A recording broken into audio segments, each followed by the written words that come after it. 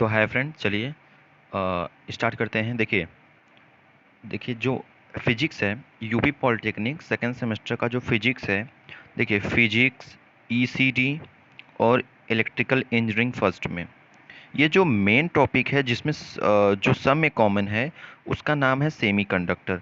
ये जो सेमीकंडक्टर है ना, ये सब में कॉमन है, सब में। सेमीकंडक्टर 3 सब्जेक्ट में है, इसलिए इसके लिए देखो, ये जो 10 एमसीक्यू मैं लाया हूँ ना, बहुत इंपॉर्टेंट है। जो 10 एमसीक्यू अभी मैं कराने वाला हूँ, अच्छा क्वेश्चन है। सुनिए, ये बार बार क्वेश्चन पूछे गए हैं मॉक टेस्ट में भी, और उसके बाद ये जो होता है आपका प्रैक्टिकल हुआ है उसमें ये सब क्वेश्चन पूछे गए हैं। ठीक है, तो चलिए स्टार्ट करते हैं। देखिए क्या है, पहला बोल रहा है energy band theory is applicable only for.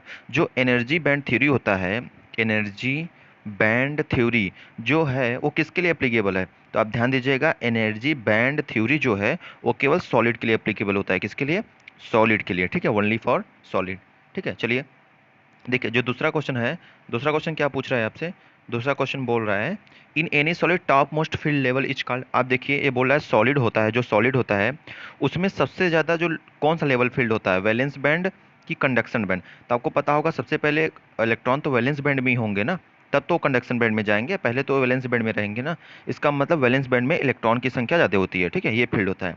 चलिए ये देखिए तीसरा, तीसरा क्या है, इसमें पूछा है कि आप डिफिनीशन बताइए किसका, फॉरवर्डियन एनर्जी गैप का डिफिनीशन क्या होता है?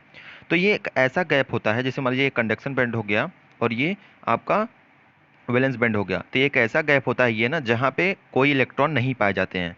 तो इसका आंसर क्या हो जाएगा? Where no electron can exist, ये आंसर हो जाएगा। ठीक है, चलिए देखिए चौथा क्या है, कंडक्टर के लिए एनर्जी बैंड गैप कितना होता है?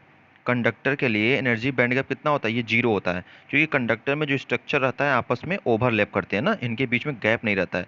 सेमी कंडक्टर में 1 इलेक्ट्रॉन वोल्ट का रहता है, और जो इंसुलेटर होते हैं उनमें बहुत ज़्यादा 7 इलेक्ट्रॉन वोल्ट्स भी ज़्यादा रहता है। ठीक है, देखिए सेमी कंडक्टर का आ गया है, तो सेमी कंडक्टर का कितना होता है?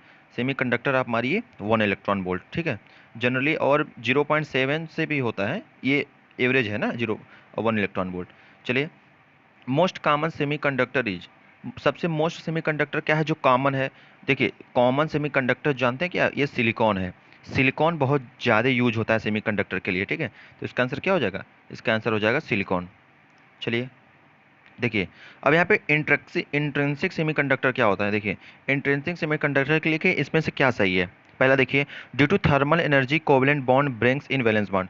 तो ये इंट्रिंसिक सेमीकंडक्टर में होता है कि अगर आप टेम्परेचर देंगे तो कोवलेंट बॉन्ड, जो कोवलेंट बॉन्ड रहेंगे एटम के बीच में, वो ब्रेक हो जाएंगे, और जब कंडक्शन बैंड में ब्रेक हो जाएंगे तो सीधा वैलेंस बैंड में आ जाएंगे। ठीक है, तो ये तो सही हो गया। और दूसरा क्या बोल रहा है? देखिए ये दूसरा बोल रहा है on breaking one of covalent bond 1 electron hole pair is generate.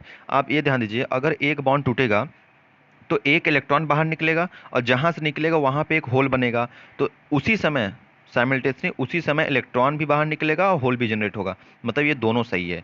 ठीक है, तो बोथ आंसर हो जाएगा। ठीक है फ्रेंड, चलिए देखिए ये क्या है, ये ना बहुत बार क्वेश्चन पूछा गया है कि अगर हम टेम्परेचर को इंक्रीज कर दें तो कंडक्टिविटी पे क्या प्रभाव पड़ेगा। ठीक है, सेमी कंडक्टर के कंडक्टिविटी पे क्या प्रभाव पड़ेगा? तो आप ध्यान दीजिए कि अगर सेमी कंडक्टर जो होते हैं ना, सेमी कंडक्टर में energy band gap 1 electron volt का होता है, तो यहाँ से यहाँ इलेक्ट्रॉन को जाने के लिए ना कुछ एनर्जी की ज़रूरत होती है, तो उसी एनर्जी को कहते हैं थर्मल एनर्जी।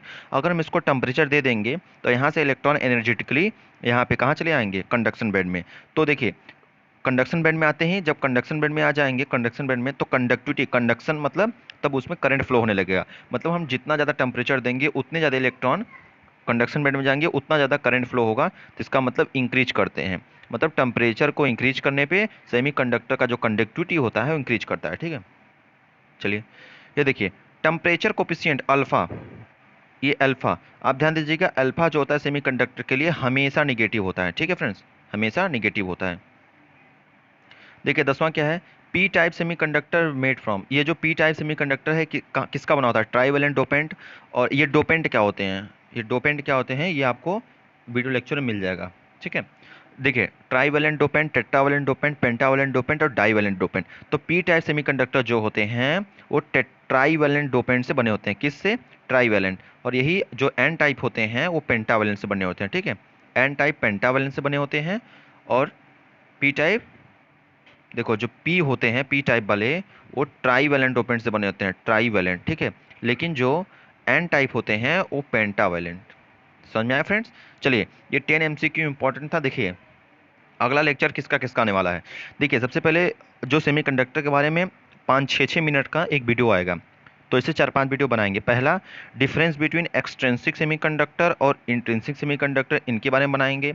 और जो दूसरा होगा, ये होगा कि इलेक्ट्रॉन और होल में क्या अंतर है और इनके ऊपर चार्जेस क्या होते हैं। और जो तीसरा होता है, ये तीसरा बताएंगे कि डोपेंट, डोपेंट क्या होता है। डोपेंट में आ जाएगा ट्राईवैलेंट एंड टेट्रावैलेंट डोपेंट, ठीक है। ये सब आ जाएगा। इतना छोटा छोटा वीडियो बना के आपका सारा कंसेप्ट क्लियर हो जाएगा, ठीक है फ्रेंड। चलिए, थैंक यू फॉर वॉचिंग और शेयर सब्सक्राइब कर दीजिए। Thank you friends.